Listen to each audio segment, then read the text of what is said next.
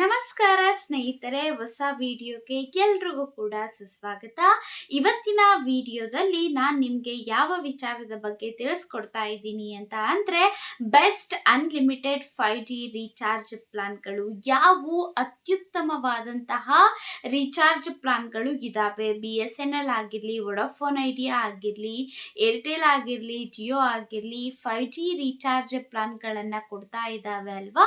ಅದರಲ್ಲಿ ಯಾವುದು ಅತ್ಯುತ್ತಮವಾಗಿದೆ ಅನ್ನುವಂಥದ್ದನ್ನು ತಿಳಿಸ್ಕೊಡ್ತೇನೆ. ಕೇವಲ 5G ಅನ್ಲಿಮಿಟೆಡ್ ಆಗಿ ಕೊಡ್ತಾ ಇರೋವಂಥದ್ದು ಅಲ್ಲ, ಅದರ ಜೊತೆಗೆ ಹೆಚ್ಚು ಹೆಚ್ಚು ಸೇವೆಗಳನ್ನು ಕೂಡ ಕೊಡ್ತಾ ಇರೋವಂಥದ್ದು.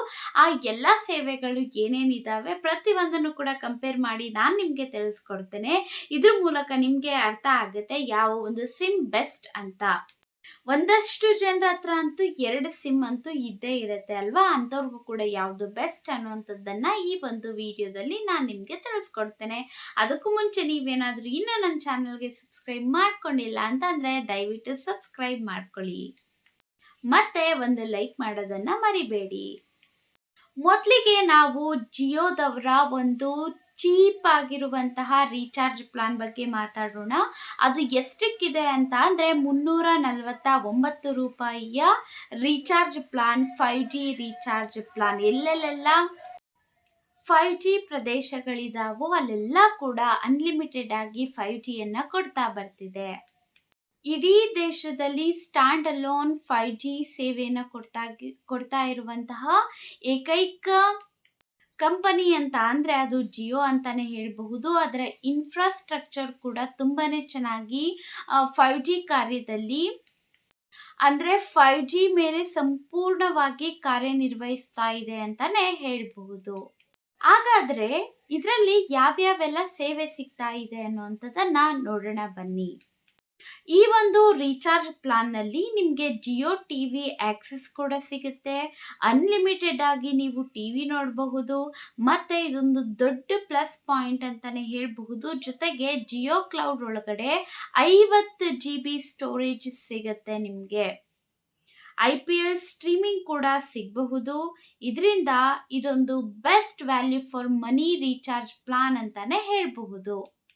ಇದಕ್ಕೆ ಬದಲಾಗಿ ನೀವೇನಾದರೂ ಏರ್ಟೆಲ್ ಸಿಮ್ ಅನ್ನು ಬಳಸ್ತಾ ಇದ್ದೀರಾ ಅಂತ ಅಂದರೆ ಚೀಪೆಸ್ಟ್ ಆಗಿರುವಂತಹ 5G ರೀಚಾರ್ಜ್ ಪ್ಲಾನ್ ಯಾವುದು ಅಂತ ಅಂದರೆ 379 ರೂಪಾಯಿಯ ರೀಚಾರ್ಜ್ ಪ್ಲಾನ್.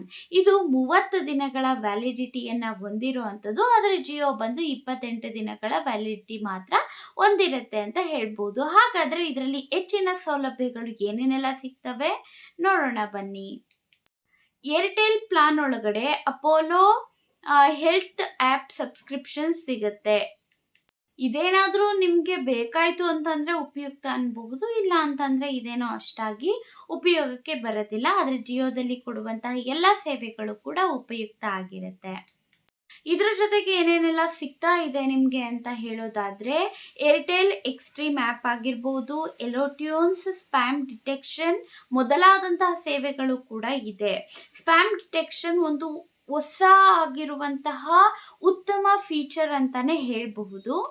ಇನ್ನು ಏರ್ಟೆಲ್ ನೆಟ್ವರ್ಕ್ ಗುಣಮಟ್ಟ ಅಂತೂ ತುಂಬ ಕಡೆ ತುಂಬಾನೇ ಚೆನ್ನಾಗಿದೆ ಅಂತ ಹೇಳ್ಬೋದು. ಯಾಕೆಂದರೆ ಮೊದಲಿಂದ ಕೂಡ ಇನ್ಫ್ರಾಸ್ಟ್ರಕ್ಚರ್ ಅಷ್ಟೇ ಚೆನ್ನಾಗಿರೋದ್ರಿಂದ ಅವರಿಗೆ ಇದೊಂದು ಅಡ್ವಾಂಟೇಜ್ ಅಂತ ಕೂಡ ಹೇಳಬಹುದು. ಇನ್ನು ವೊಡಾಫೋನ್ ಐಡಿಯಾದ ಬಗ್ಗೆ ಮಾತಾಡಬೇಕು ಅಂತ ಅಂದರೆ ಅದು ಪ್ರದೇಶಗಳ ಮೇಲೆ ಚೇಂಜ್ ಆಗ್ತಾ ಬರುತ್ತೆ. ಯಾಕೆ ಅಂತಂದರೆ ಒಂದಷ್ಟು ರಾಜ್ಯಗಳ ದೊಡ್ಡ ದೊಡ್ಡ ಸಿಟಿಗಳಲ್ಲಿ 5G ರೋಲ್ಔಟ್ ಆಗ್ತಾ ಇದೆ ಅಂತ ಹೇಳಬಹುದು. ಅಲ್ಲಿ 299 ರೂಪಾಯಿಗೆ 5G ರೀಚಾರ್ಜ್ ಪ್ಲಾನ್ಗಳು ಸಿಗ್ತಾ ಇದ್ದಾವೆ. ಬಟ್ ಎಲ್ಲ ಕಡೆ ಕೂಡ 5G ಇಲ್ಲ. ಹಾಗಾಗಿ 4Gಯಲ್ಲಿನೇ ಒಳ್ಳೆಯ ಉತ್ತಮ ಸೇವೆಗಳು ಇದ್ದಾವೆ ಅಂತ ಹೇಳಬಹುದು.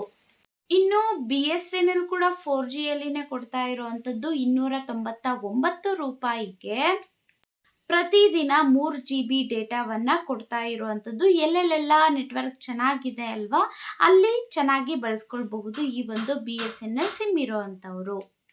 ನಾನು ಈ ತಿಂಗಳಲ್ಲಿ ಯಾವ್ಯಾವ್ದೆಲ್ಲ ಬೆಸ್ಟ್ 5G ರೀಚಾರ್ಜ್ ಪ್ಲಾನ್ಗಳಿದ್ದಾವೆ ಅನ್ನುವಂಥದ್ದನ್ನು ತಿಳಿಸ್ಕೊಡ್ತೇನೆ. ಇದೇ ರೀತಿಯಾಗಿ ಹೊಸ ರೀಚಾರ್ಜ್ ಪ್ಲಾನ್ಗಳ ಬಗ್ಗೆ ನಿಮ್ಗೇನಾದರೂ ಮಾಹಿತಿ ಬೇಕು ಅಂತಂದರೆ ಈಗಲೇ ಸಬ್ಸ್ಕ್ರೈಬ್ ಮಾಡ್ಕೊಳ್ಳಿ, ಲೈಕ್ ಮಾಡಿ. ಧನ್ಯವಾದಗಳು.